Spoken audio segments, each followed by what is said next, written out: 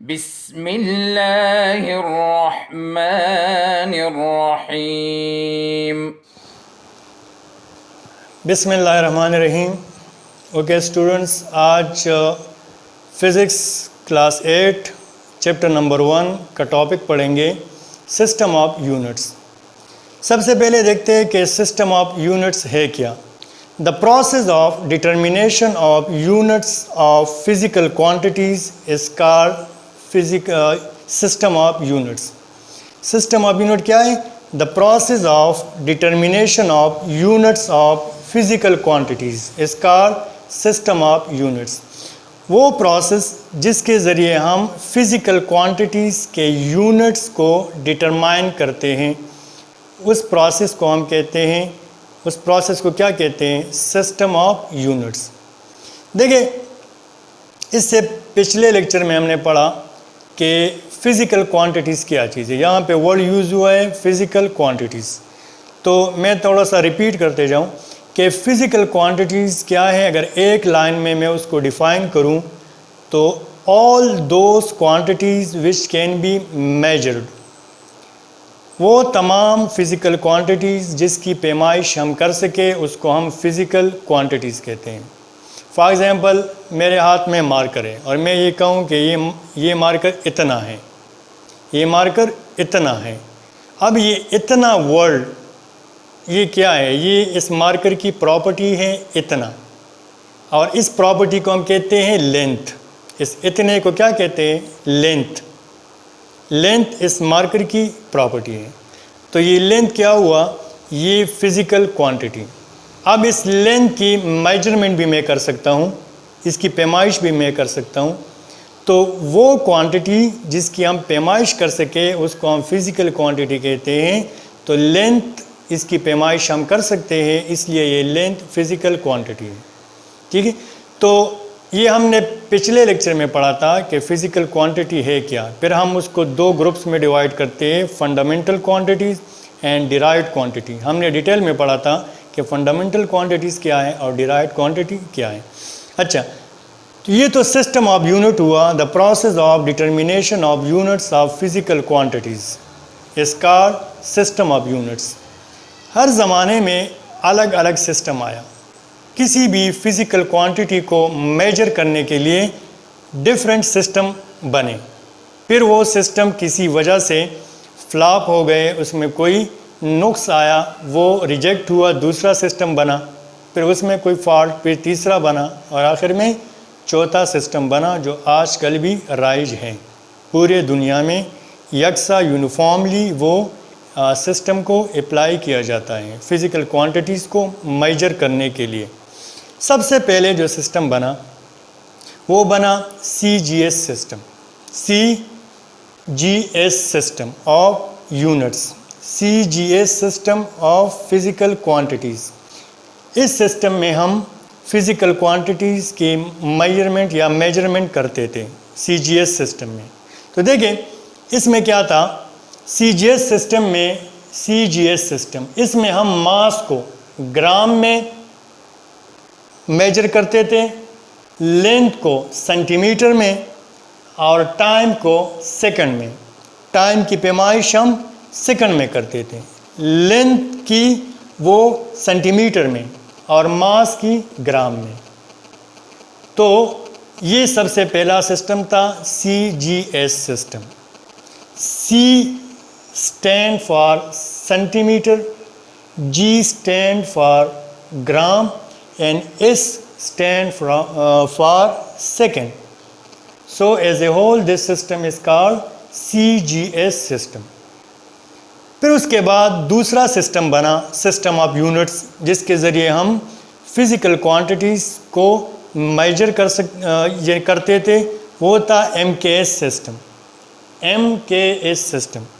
और इस सिस्टम को मैट्रिक सिस्टम भी कहा जाता है। इसमें क्या था? मास को हम किलोग्राम में मेजर करते थे, लेंथ को मीटर में और टाइम को सेकंड में। सो MKS सिस्टम, मास किलोग्राम, लेंथ मीटर और टाइम को सेकंड में। तो इसको हम MKS सिस्टम कहा करते थे। फिर उसके बाद तीसरा सिस्टम आया FPS सिस्टम। इसको ब्रिटिश यानी सिस्टम भी कहा जाता है, FPS सिस्टम ऑफ यूनिट्स। इसमें क्या था कि मास को हम पौंड में मेजर करते थे और पौंड का जो सिंबल है वो LB है। लेंथ को टाइम को सेकंड में, लेंथ को हम फुट में मेजर करते थे और टाइम को सेकंड में। लेंथ की मेजरमेंट हम फुट में करते थे और टाइम की सेकंड में। ये था FPS सिस्टम ऑफ यूनिट्स। तो ये तीनों सिस्टम राज थे पूरे दुनिया में। इसमें प्रॉब्लम क्या था, अगर लेट्स से XYZ 3 स्टूडेंट थे, एक स्टूडेंट एक कंट्री में, Y किसी दूसरे कंट्री में और Z किसी तीसरे कंट्री में, वहाँ पे एजुकेशन कर रहे हैं। और X जो है वो जिस कंट्री में रिसर्च कर रहे हैं या वहाँ पे तालीम हासिल कर रहे हैं, वहाँ पे ये सिस्टम राइज था। Y जो है उसके कंट्री में ये सिस्टम राइज था और Z उसके कंट्री में ये सिस्टम राइज था। फिर तीनों ने फैसला किया कि नहीं, हमें दूसरे मुल्क जाना चाहिए। तो Z जो है वो शिफ्ट हुआ यहाँ पे और ये Y शिफ्ट हुआ इस कंट्री में और ये X शिफ्ट हुआ इस कंट्री में। तो प्रॉब्लम कहाँ हुआ, X ने CGS सिस्टम पढ़ा है, यहाँ पे Y कंट्री जो Y है इस कंट्री में MKS सिस्टम है, तो इसको डेफिनेटली यहाँ पे प्रॉब्लम है। इसने यहाँ पे FPS सिस्टम पढ़ा है और ये मूव हुआ दूसरे 2 नंबर कंट्री में जहाँ पे MKS सिस्टम है, तो इसको प्रॉब्लम है। तो इसी तरह यूनिफॉर्म सिस्टम नहीं था, यूनिफॉर्म सिस्टम ऑफ यूनिट्स नहीं था। इस प्रॉब्लम को सॉर्ट आउट करने के लिए, इसको हल करने के लिए साइंटिस्ट जमा हुए और उसने फैसला किया कि एक ऐसा सिस्टम होना चाहिए जो यूनिफॉर्मली यकसा तौर पे पूरे दुनिया में राइज हो। अगर लेंथ को पाकिस्तान में मीटर में मेजर किया जाता है तो वो USA में भी लेंथ का यूनिट वही होना चाहिए। अगर टाइम का यूनिट अफ़गानिस्तान में सेकंड है तो UK में भी टाइम का यूनिट सेकंड होना चाहिए। इसी तरह बाकी सारी क्वांटिटीज़। तो साइंटिस्ट ने सोचने के बाद एक सिस्टम बनाया जिसको उसने नाम दिया system international, SI system international. और इस सिस्टम ने इस प्रॉब्लम को सॉर्ट आउट किया। जो डिफरेंट सिस्टम थे पूरी दुनिया में उस सब को एक सिस्टम में कन्वर्ट कर लिया। अब पूरे दुनिया में यकसा तौर पे एक ही सिस्टम है, सिस्टम इंटरनेशनल, जिसके ज़रिए हम फिज़िकल क्वांटिटीज़ की मेजरमेंट कर सकते हैं। तो देखिए सिस्टम इंटरनेशनल में अगर आप देख ले तो मास का यूनिट किलोग्राम है, जो कि पूरे दुनिया में किलोग्राम है। ये स्टैंडर्ड यूनिट है, स्टैंडर्ड यूनिट। अब यहाँ पे मैं फंडामेंटल यूनिट लिख रहा हूँ जो 7 है। अच्छा, अगर आप देख ले तो लेंथ का यूनिट वो मीटर है, ये पूरे दुनिया में मीटर है स्टैंडर्ड। फिर मीटर से बड़े यूनिट और छोटे यूनिट है, किलोमीटर मीटर से बड़ा है और सेंटीमीटर मीटर से छोटा है, लेकिन स्टैंडर्ड यूनिट क्या है, वो मीटर है। इसी तरह किलोग्राम ये स्टैंडर्ड यूनिट है, ग्राम इससे छोटा है और इससे बड़े भी यूनिट हैं। तो यानी ये स्टैंडर्ड फॉर्म है। इस तरह टाइम को अगर आप देख लें तो टाइम का यूनिट सेकंड है। टेम्परेचर को देखें तो टेम्परेचर का यूनिट है केल्विन, कैसे हम उसको डिनोट करते हैं, केल्विन। इसी तरह अगर आप देख ले कि अमाउंट ऑफ सब्सटेंस, उसका यूनिट है मोल।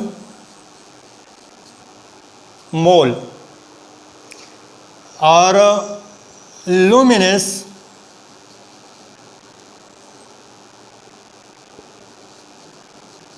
इंटेंसिटी, इससे पिछले लेक्चर में हमने पढ़ा था कि लुमिनस इंटेंसिटी क्या है, उसका है कैंडेला, जो CD से हम उसको डिनोट करते हैं।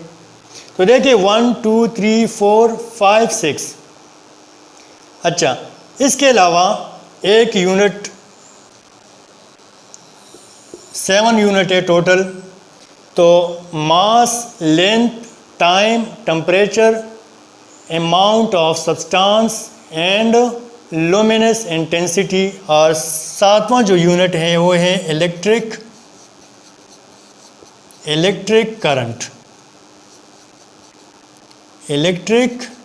करंट, जिसका यूनिट है एम्पेयर, और उसको हम A से डिनोट करते हैं। तो ये यूनिट से ये जो 7 fundamental physical quantities, mass, length, time, temperature, amount of substance, luminous intensity, electric current, और उसके यूनिट्स, मास का यूनिट सिस्टम इंटरनेशनल में वो है किलोग्राम, लेंथ का मीटर, टाइम का सेकंड, टेम्परेचर का केल्विन, अमाउंट ऑफ सब्सटेंस का मोल, लुमिनस इंटेंसिटी का CD, और इलेक्ट्रिक करंट का एम्पेयर। ये इसके यूनिट्स हैं। अब ये फंडामेंटल फिजिकल क्वांटिटीज़ और उसके ये SI यूनिट्स, ये पूरे दुनिया में ऑल अराउंड द वर्ल्ड इसको इम्प्लीमेंट किया गया है, और ये राइज है पूरे दुनिया में, यही यूनिट राइज हैं। तो ये तो थे फंडामेंटल। इसके अलावा जो डिराइव्ड क्वांटिटी है उसके भी यूनिट है। जिस तरह एरिया है तो एरिया का यूनिट क्या है, मीटर स्क्वायर। वॉल्यूम का यूनिट क्या है, मीटर क्यूब। फोर्स का यूनिट क्या है, न्यूटन। स्पीड का यूनिट क्या है, मीटर पर सेकंड स्क्वायर। तो देखिए वो हमारे पास डिराइव्ड क्वांटिटी है। फॉर एग्जांपल एरिया, जिसको हम A से डिनोट करते हैं, तो उसका यूनिट मीटर स्क्वायर। स्पीड, उसका यूनिट मीटर पर सेकंड। वेलोसिटी या एक्सेलरेशन, उसका यूनिट है मीटर पर सेकंड स्क्वायर। फोर्स का यूनिट है न्यूटन। फोर्स का यूनिट क्या है, न्यूटन। इसी तरह डिस्टेंस, जिसको हम D से डिनोट करते हैं, उसका यूनिट है मीटर। तो ये डिराइव्ड क्वांटिटीज़ हैं और उसके यूनिट्स। तो सिस्टम इंटरनेशनल में फंडामेंटल जो क्वांटिटीज़ है, फिज़िकल क्वांटिटीज़, उसके यूनिट, और डिराइव्ड फिज़िकल क्वांटिटीज़, उसके यूनिट दोनों मौजूद हैं। और ये डिराइव्ड फिज़िकल क्वांटिटीज़ के यूनिट और फंडामेंटल फिज़िकल क्वांटिटीज़ के यूनिट ये पूरे दुनिया में यकसा राइज हैं। एरिया का यूनिट पूरे दुनिया में मीटर स्क्वायर होगा। वॉल्यूम का यूनिट पूरे दुनिया में M क्यूब होगा, मीटर क्यूब होगा। तो ये था सिस्टम इंटरनेशनल, जो पूरे दुनिया में यूनिफॉर्मली राइज है। पूरे दुनिया में इसको यूनिफॉर्मली यूज़ किया जाता है। उससे पहले ये 3 सिस्टम थे, CGS, MKS and FPS system. और फिर इन तीनों सिस्टम को हटा के एक सिस्टम बनाया गया, जिसको सिस्टम इंटरनेशनल, नाम से ज़ाहिर है इंटरनेशनल, पूरे दुनिया में यही निज़ाम है। सिस्टम इंटरनेशनल ऑफ यूनिट्स, यानी फ़िज़िकल क्वांटिटीज़ के जो यूनिट हैं। क्योंकि फ़िज़िकल क्वांटिटीज़ को मेजर करने के लिए हमारे पास यूनिट का होना ज़रूरी है, तो इसलिए सिस्टम इंटरनेशनल में हर एक फ़िज़िकल क्वांटिटीज़ के यूनिट हैं, जिसमें हम उसकी पैमाइश करते हैं। अगर मैं कहूँ कि मैंने 10 फोर्स लगाया, मैंने 10 फोर्स लगाया, तो 10 मीटर या 10 सेकेंड क्या लगाया, तो इस 10 के साथ यूनिट का होना ज़रूरी है, क्योंकि फोर्स फिज़िकल क्वांटिटी है, डिराइव्ड फिज़िकल क्वांटिटी है। फोर्स को हम मेजर कर सकते हैं, तो फोर्स के मेजरमेंट के लिए हमारे पास यूनिट का होना ज़रूरी है। तो फोर्स तो हमने कहा कि मैंने 10 लगाया, लेकिन 10 क्या लगाया, ये फोर्स 10।